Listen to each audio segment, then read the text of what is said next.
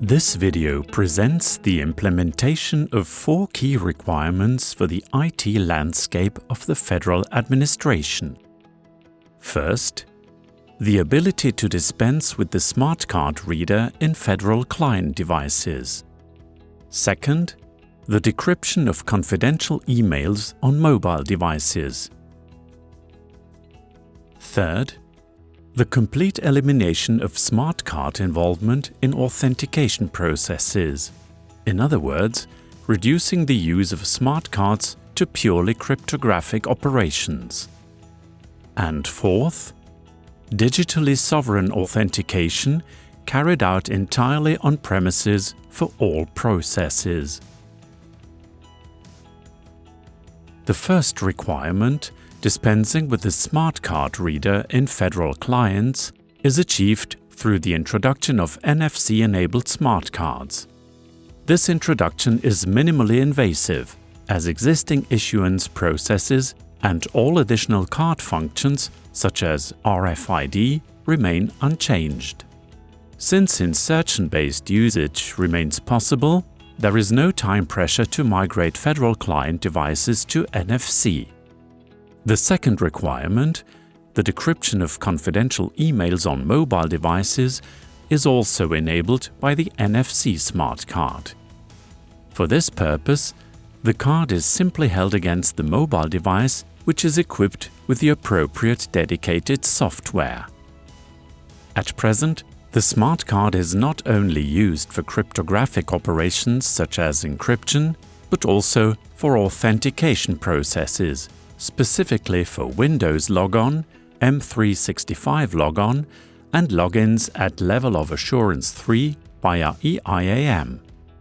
The third requirement, therefore, consists in ensuring that, in the future, no authentication processes rely on the smart card.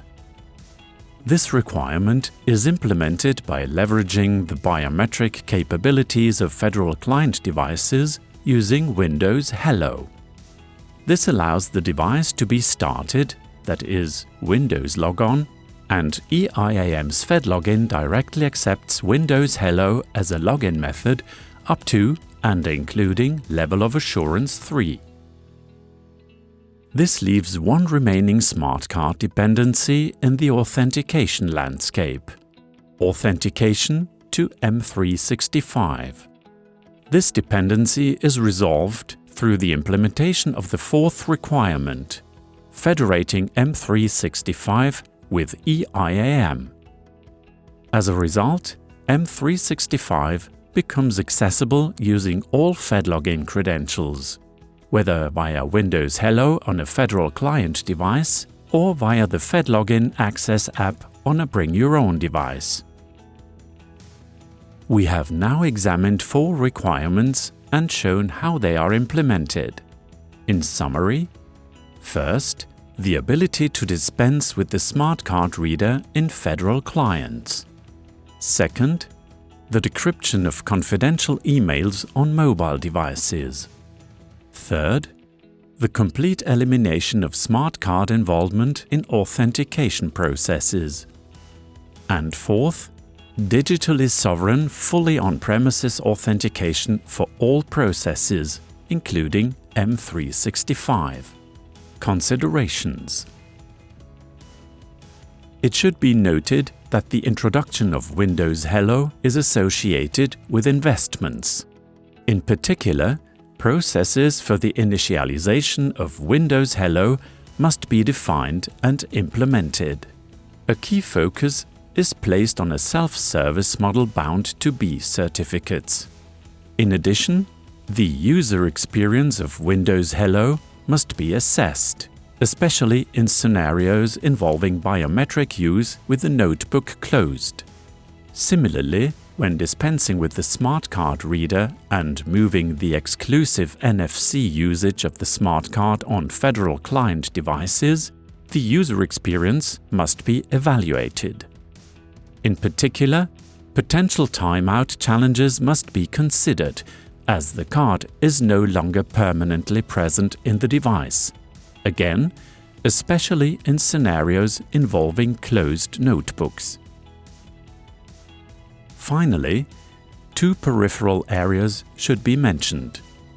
The use of smart cards for expressions of intent, as well as the use of the FedLogin Access app as an alternative to Windows Logon, have not been discussed. Since expressions of intent can already be carried out using Mobile ID on mobile devices, there is no direct dependency on the smart card. Users have freedom of choice. With regard to the use of the FedLogin Access app as an alternative for Windows Logon, a proof of concept has been successfully completed. It now remains to be decided whether this solution should be deployed productively, despite the introduction of Windows Hello. And finally, we deliberately move beyond the peripheral areas discussed so far. More distinctly disruptive concepts are also being considered. These include replacing the LRA with self-service onboarding via eID within an app, the possible introduction of a mandatory mobile phone for employees, for example, under a bring-your-own-device model, and even the vision of a "the employee app takes it all" approach, combining functions ranging from cryptography to facility services. Should the journey move in this direction, changes would be required that go well beyond technical considerations. Policies, organizational frameworks, and, ultimately, legal foundations would need to be reviewed and further developed. The resulting field of tension between conservative, non-disruptive approaches on the one hand and disruptive, progressive ones on the other makes it clear what is essential at this stage: clear decisions and clear leadership.